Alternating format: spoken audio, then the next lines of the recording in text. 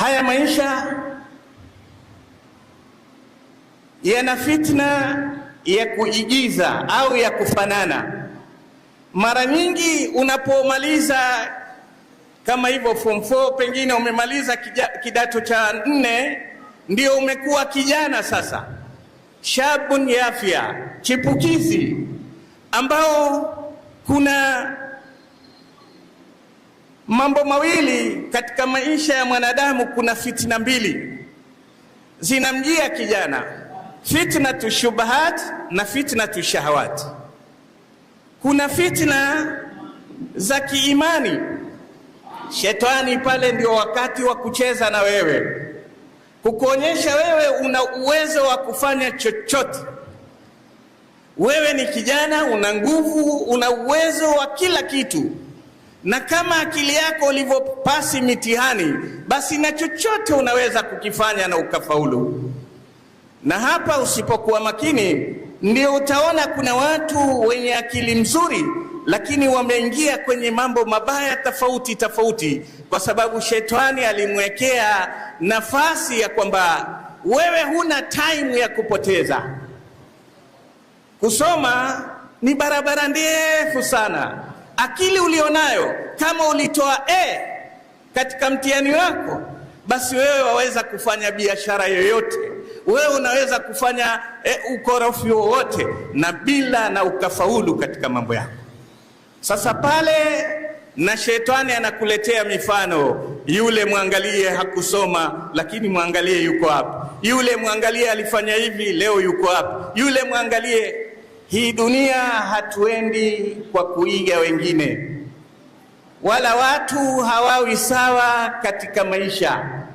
Ala qadirina ala an nusawiya banana. Allah tabarak wa taala sema, lau ingekuwa nyinyi muwe sawa, basi hizi fingerprints zenu zingekuwa sawa. Madamu tuliziweka fingerprints ziko tofauti, ina maana vile vile nyinyi mtakuwa tofauti katika maisha.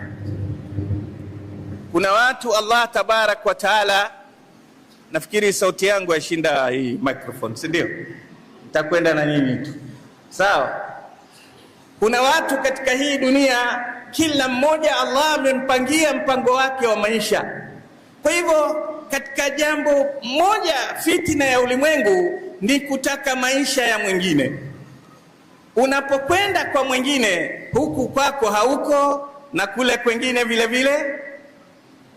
Waswahili walikuwa na nyimbo zamani ikimbwa sana kusema huku hayuko, huku hayuko ankulahu,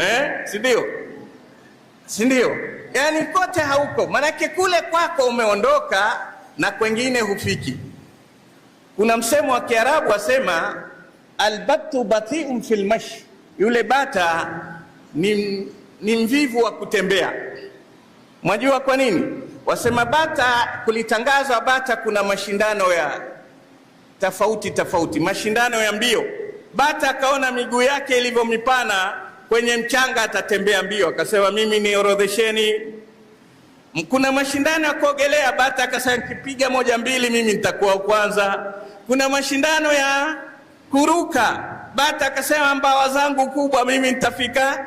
Akaingia kwenye mashindano yote, akavunjika. Leo likitembea bata bati'un fil mashi, hata kutembea pia imefanya nini?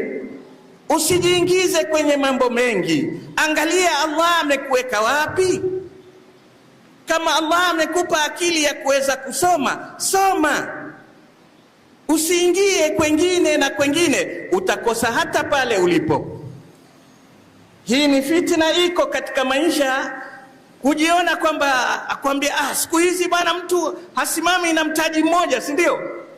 Lazima uingie huku, lakini man talaba kul fata kul. Waarabu wasema anayetaka yote hukosea yote. Kwa hivyo kuwa na msimamo, wala vile vile usitamani maisha ya mwingine. Allah tabarak wa taala asema, nahnu qasamna bainahum maishatahum, sisi tushawagawia maisha yenu. Wewe amekuingiza kwenye elimu, hayo ndio maisha yako, zama kwenye elimu.